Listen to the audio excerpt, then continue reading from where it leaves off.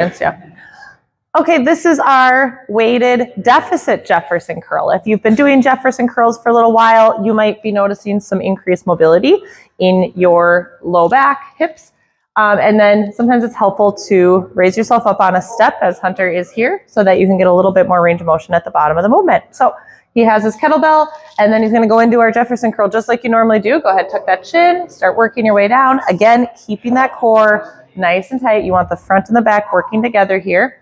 He's going to go all the way down, and then he's going to let that kettlebell just clear the front of his step.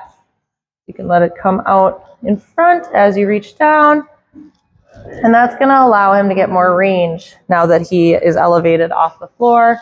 You can really stretch. And then again, so important, I can't emphasize this enough, that the upward motion starts way down low here. You're drawing that belly button up and in, kind of tilting that tailbone, and then working up one vertebrae at a time. Core nice and strong, letting that head hang heavy, chin in the entire time, all the way up until he finds that posture again. And you can move through this exercise faster, slower. The key is your mind-muscle connection and really paying attention to that intentional articulation during the movement pattern. So, good job. What would be too deep for somebody? How do you know if you're going too deep? Too deep on the deficit? Like if my block was higher, then I could just keep going infinitely.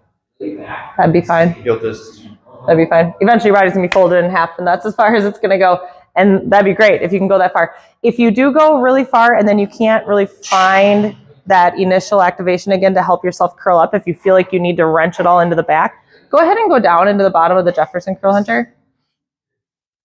And then don't try this at home. Hunter has a light weight, and I know his limit, so I'm going to cue him to do this incorrectly. You would not want to do this, but this would be a bad indication. If from here, if he were not able to bring the attention here, let's say that he starts to lift from here, so go ahead and kind of flatten up, and yep, that would be an indication that he's no longer in a Jefferson curl. Now he's lifting with his back and not articulating that spine like we want for our purposes of this exercise.